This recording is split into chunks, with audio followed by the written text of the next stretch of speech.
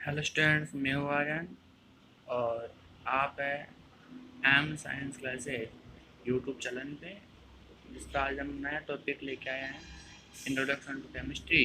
जिसमें अपन देखेंगे कि केमिस्ट्री का क्या महत्व है, क्या इम्पोर्टेंस है। साथ ही ये भी देखेंगे कि कौन कौन से क्लासिफिकेशन इसके अपन कर सकते हैं, कौन कौन से इसके डिपार्टमेंट हैं। तो इसके लिए सबसे फर्स्ट देखते हैं अपन केमिस्ट्री।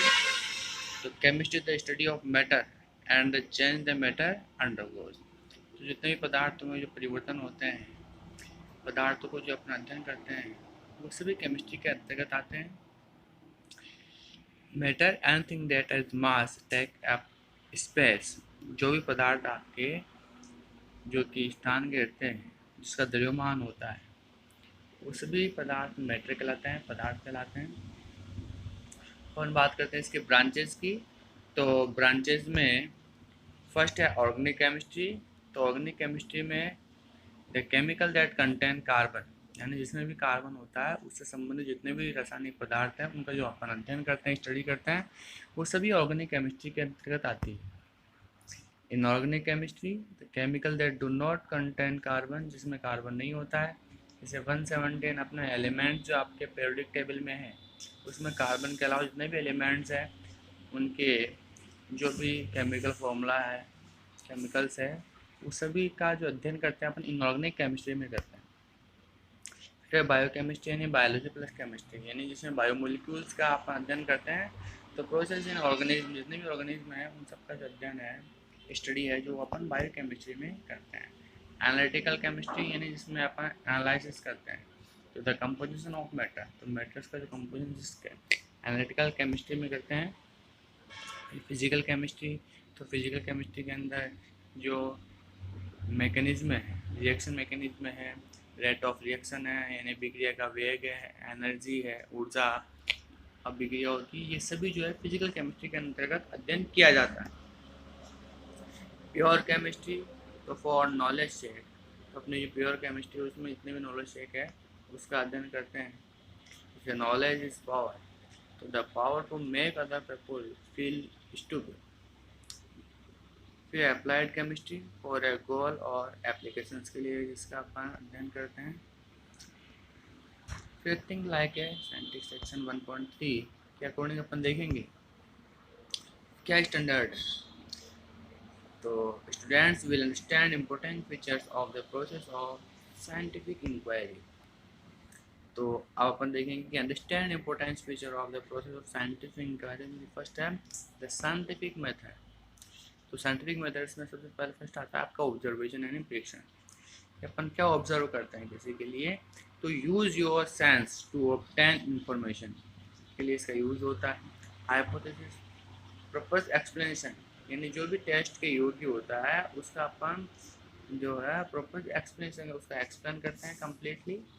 फिर एक्सपेरिमेंट, यानी उसके बारे में जो हाइपोथेसिस होता है उसके बारे में उसका एक्सपेरिमेंट करते हैं। तो एक्सपेरिमेंट में उसका टेस्ट होता है, हाइपोथेसिस होता है, तो हाइपोथेसिस का टेस्ट करते हैं एक्सपेरिमेंट में। तो इसमें फर्स्ट है इंडिपेंडेंट वेरिएबल, यानी जो कि बिल्कुल स्वतंत्र होते हैं वेरिएबल, तो द वेरिएबल चेंज। फिर है डिपेंडेंट वेरिएबल यानी रिस्पॉन्डिंग, तो ऑब्जर्व ड्यूरिंग द एक्सपेरिमेंट, जो भी आपका ऑब्जर्वेशन प्राप्त होता है वो एक्सपेरिमेंट के ऊपर डिपेंड होता है। फिर अपन देखेंगे कि understand important features of the process of scientific inquiry में कंट्रोल। तो control independent variable is not manipulated. जैसे आपका ये प्लांट ग्रोथ है 2 वीक्स की, तो इसके अंदर देखिए आप सब में प्लांट्स लगे हुए हैं। 8 में देखेंगे आप तो 0 ml और वाटर अमाउंट 0 ml है, तो ग्रोथ अमाउंट कितना होगा 0 0 इंच हुआ।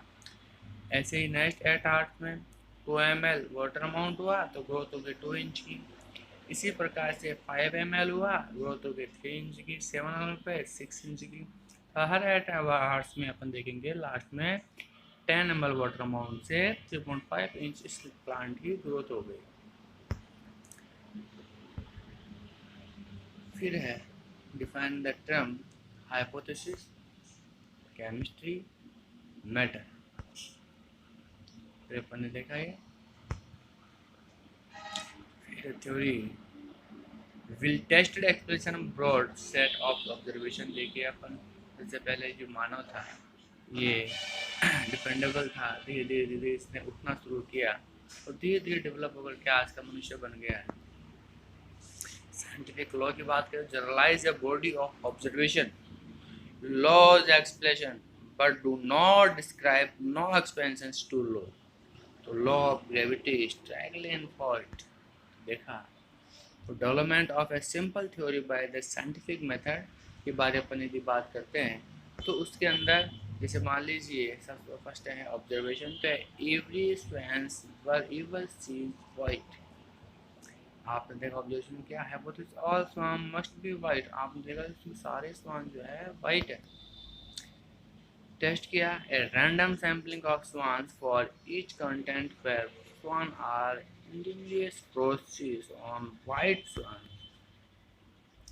पब्लिशन किया तो अब लास्ट में आपने इसका पब्लिशन किया तो my global research has indicated that swans are always white where they are observed. Last में वेरिफिकेशन किया तो every swan or the scientific has ever observed in any country has always been white। theory और swan are white। prediction हुआ the next one I see will be white।